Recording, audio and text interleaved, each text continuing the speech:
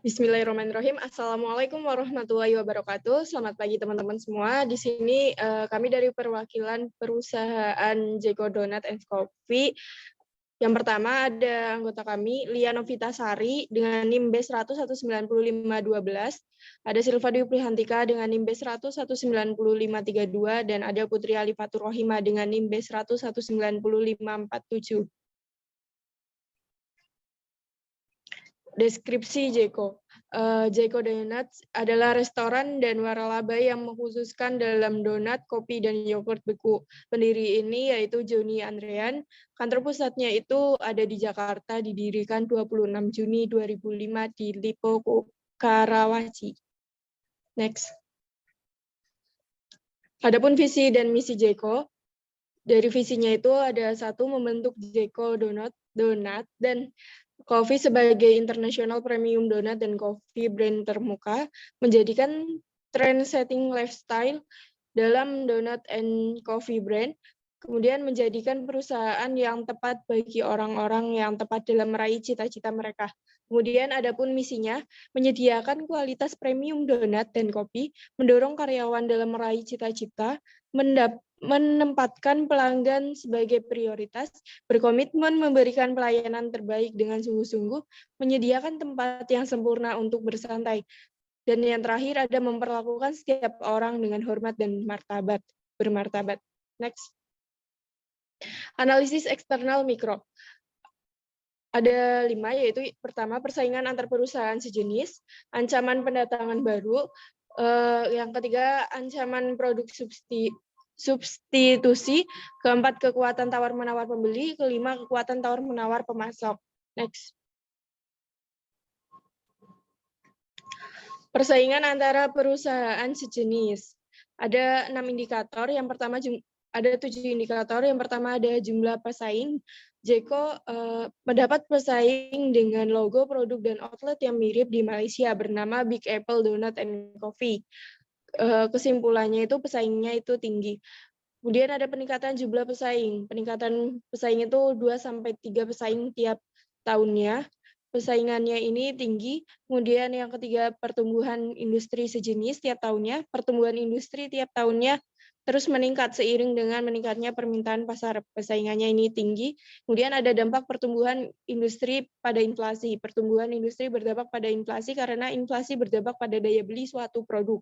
Pesaingnya itu sedang. Kemudian ada diferensi produk dengan pesaing. Industri donat pada umumnya memiliki diferensi produk mencapai target pasarannya. Pesaingnya itu tinggi. Kemudian ada diferensi bahan baku. Mayoritas perusahaan menggunakan bahan baku yang sama. Pesaingnya itu sedang. Selanjutnya biaya produksi ada 3, yaitu biaya tetap sekitar 45 miliar dan biaya variabel 118 miliar dan biaya semi variabelnya itu ada 5 miliar. Persaingannya sedang. Next.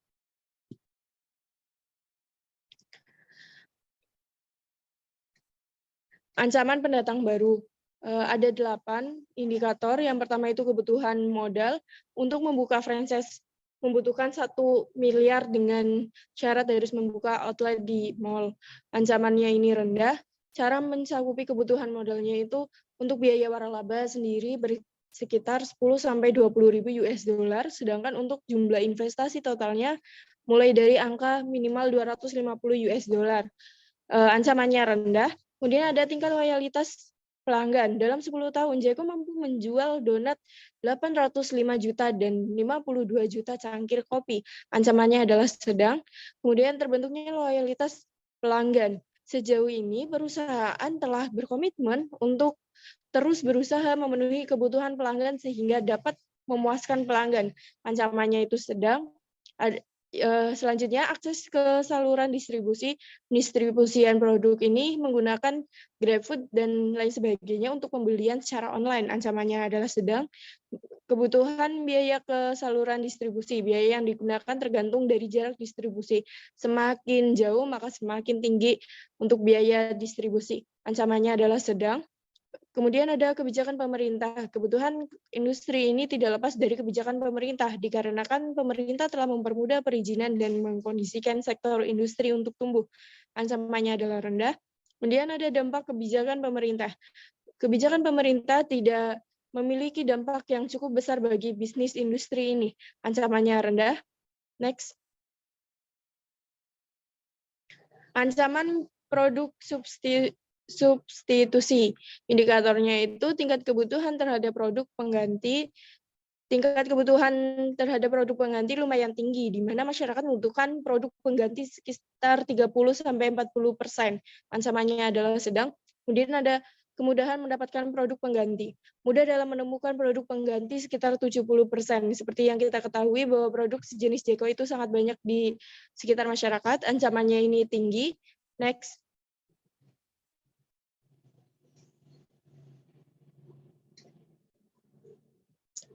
Kemudian ada kekuatan tawar-menawar pembeli. Di sini ada yang pertama, tingkat dominasi pembeli.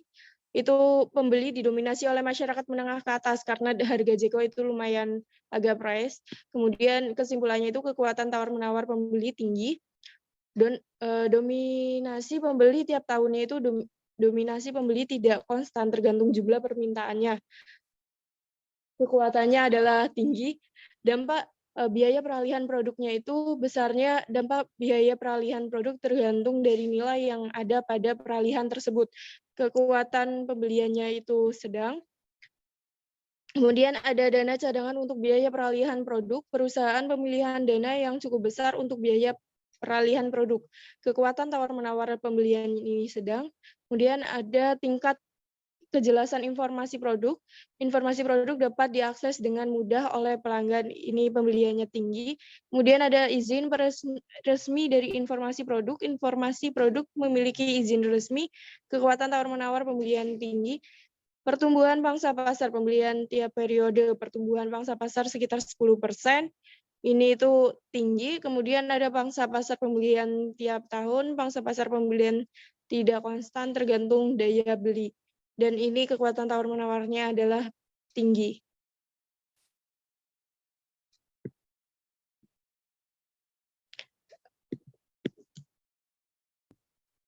Kemudian selanjutnya yaitu kekuatan tawar-menawar pemasok. Nah, di sini ada yang pertama tingkat dominasi pemasok. Pemasok tidak hanya didominasi oleh satu pemasok, kemudian penawarannya tinggi. Yang kedua, alternatif pemasok. Perusahaan memiliki alternatif pemasok dari beberapa produk yang digunakan, mempunyai 2 lebih pemasok dari brand-brand yang digunakan. Kekuatan penawarannya sedang. Kemudian yang ketiga, tingkat kualitas produk-produk pemasok. Nah, di sini tingkat kualitas produk pemasok yang digunakan Jeko adalah produk-produk premium yang telah masuk uji kelayakan Jeko. Kekuatan penawaran pemasoknya rendah. Kemudian yang keempat, kualitas produk pemasok selalu konstan. Nah, Jeko membeli bahan yang selalu konstan demi menjaga kenikmatan di setiap makanan dan minuman, begitu juga mempengaruhi pengeluaran jika berubah-ubah. Kekuatan penawaran sedang. Yang kelima, tingkat persaingan para pemasok. Karena pemasok sudah dari awal, maka persaingan harga tidak begitu dihiraukan.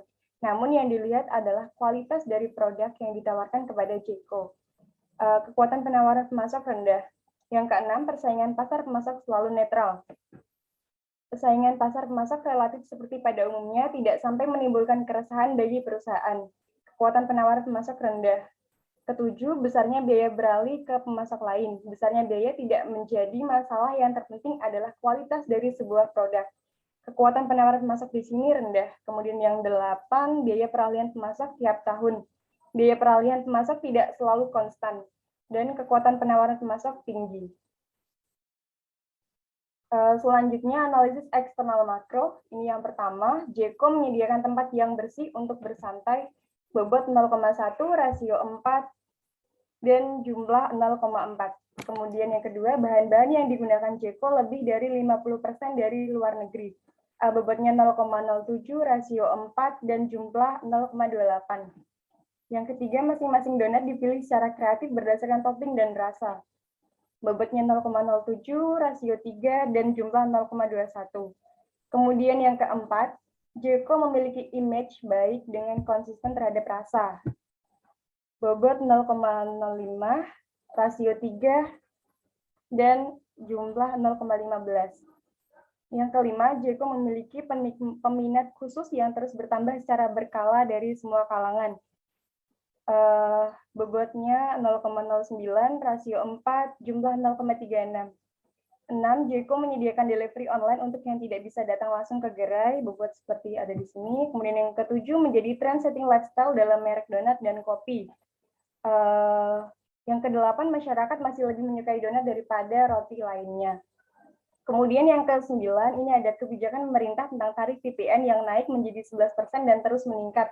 Nah, bobot dan rasionya bisa dilihat di sini. Kemudian yang ke-10, adanya peraturan label halal dari pemerintah yang prosesnya cukup lama. Bobot dan rasionya juga bisa dilihat sendiri di sini. Kemudian yang ke-11, adanya produk sejenis yang memulai bisnisnya terlebih dahulu. Yang ke-12, ada bahan baku yang diekspor sehingga nilai beli mengikuti USD yang mana semakin menguat. Yang ke-13, adanya produk yang identik dari pesaing dengan harga lebih terjangkau. Yang ke-14, tingkat inflasi Indonesia tahun 2022 sebesar 3,63% dan terus meningkat. Kemudian yang ke-15 terjadi krisis keuangan dunia. Dan bobot dan rasio serta jumlahnya bisa dilihat di sini. Selanjutnya yaitu analisis internal. Nah, di sini ada manajemen kekuatannya. Jobdesk pekerjaan struktur organisasi Jeko sudah sesuai dengan jabatan, bagian pemasaran dan produksi, kasir, dan lain-lain. Kemudian pemilihan strategi manajemen Jeko sudah sesuai dengan visi misi Jeko.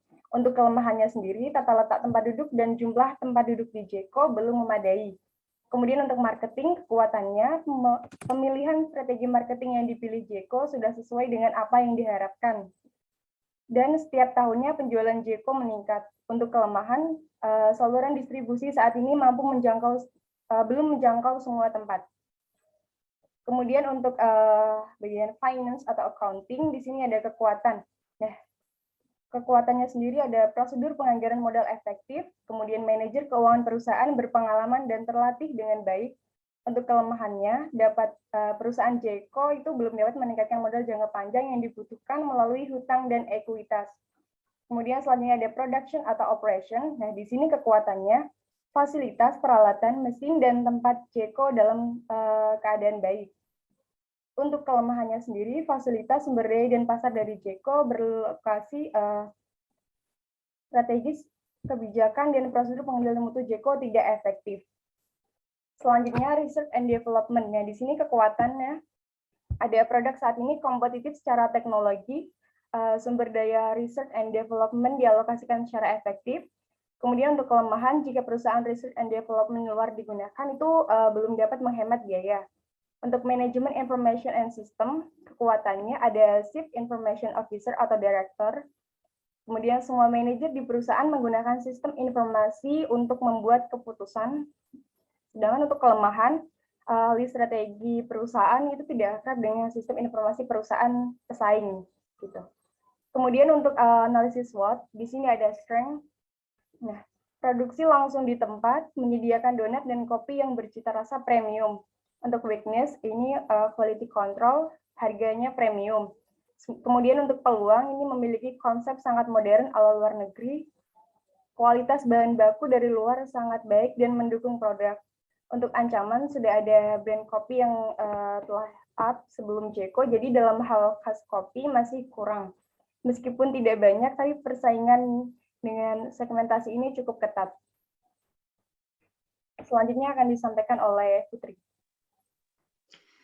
Analisis BCG, perhitungan laba bersih PT Jeko tahun 2018 sampai 2020. Penjualan 2018 2 miliar sekian. Harga pokok penjualan tahun 2012 2 miliar sekian. Laba kotor tahun 2018 700 juta sekian. Total beban operasional tahun 2018 800 juta sekian. Laba bersih 155 juta sekian. Tahun 2019 penjualan 3 miliar sekian, harga pokok penjualan 2 miliar sekian, laba kotor 970 juta sekian, total beban operasional 590 juta sekian, dengan laba bersih 380 juta sekian. Tahun 2020 penjualan 4 miliar sekian, harga pokok penjualan 2 miliar sekian, laba kotor 1 miliar sekian, total beban operasional 600 juta sekian, dengan laba bersih 500 juta sekian. Analisis tingkat pertumbuhan pasar Jeko. tahun 2019 jumlah donat 275.000 dengan total 5,4 miliar. Tahun 2020 315.000 donat dengan jumlah 6,8 miliar.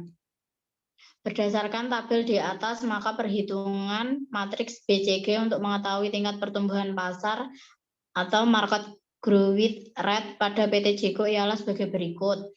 Dengan rumus TPP sama dengan VPN dikurangi VPN 1 per VPN 1 dikali 100%. Keterangan TPP yaitu tingkat pertumbuhan pasar, VPN adalah volume penjualan tahun terakhir, VPN 1 adalah volume penjualan tahun sebelumnya.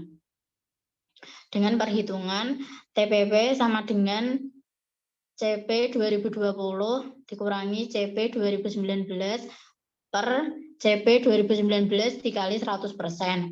TPP sama dengan 6,8 miliar dikurangi 5,4 miliar per 5,4 miliar dikali 100%. Dengan hasil 25,92%. Maka hasil Jeko memiliki tingkat pertumbuhan pasar sebanyak 25,92% sehingga Jeko memiliki pertumbuhan penjualan yang cukup tinggi. Pangsa pasar relatif. Berdasarkan tabel di atas, maka perhitungan matriks BCG untuk mengetahui pangsa pasar relatif pada Jeko ialah sebagai berikut. Menggunakan rumus PPR sama dengan VPN per VPPN. Keterangan PPR yaitu pangsa pasar relatif. VPN adalah volume penjualan tahun terakhir. VPPN volume penjualan tahun terakhir kompetitor. Dengan perhitungan PPR sama dengan 5,4 miliar per 2 miliar.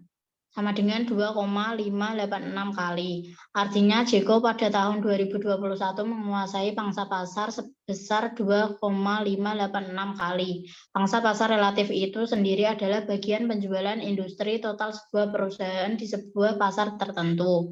Posisi matriks BCG.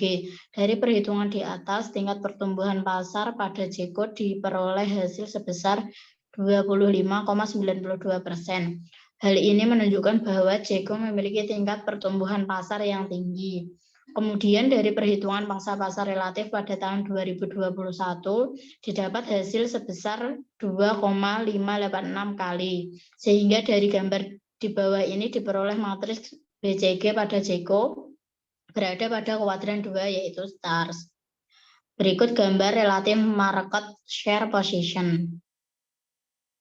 Cukup sekian presentasi dari kelompok kami. Kurang lebihnya mohon maaf. Wassalamualaikum warahmatullahi wabarakatuh.